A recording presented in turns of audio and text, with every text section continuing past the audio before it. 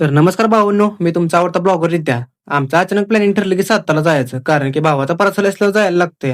आता काय पार्सल आहे ते तुम्हाला पुढंच कळेल. तेवढ्यात आम्ही बॉम्बे रेस्टॉरंटला पोहोचल्यावर आम्हाला अचानक रायडर दिसला.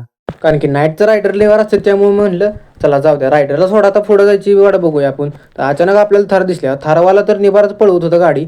येऊ तर काय भाऊ थांबायचं नावच घेत नव्हता, निबाळच पळवत होता थार. म्हटलं जाऊ दे. तर आम्ही पोहोचलो झेडपीच्या 150. आता इथं भावाला पार्सल द्यायचं होतं. त्यामुळे तो आत गेला पार्सल द्यायला आणि मी बाहेरच होतो. कारण की आपल्याला पण दुसरं पार्सल द्यायचं होतं, ते पण कुठं राजवाड्याकडं आणि ते हे पार्सल होतं. म्हटलं आता चला, आता भाव केव्हा येतो त्याची वाट बघून थांबलो आणि तोवर भाव पण आला. भावानं गाडी काढली, म्हटलं तर चला राजवाड्याकडे जायचं आपल्याला. कारण की आम्ही इथनं काय घेतली लगेच राजवाड्याला जायचं. तर भावानं तुम्हाला अजून एक गोष्ट सांगायची राहिली, की माझ्या पेजला तर 100 फॉलोअर्स कंप्लीट झालेले काल. पण अचानक 40 फॉलोअर डाऊन झाले. आता काय विषय झाला ते मला पण कळलं नाही.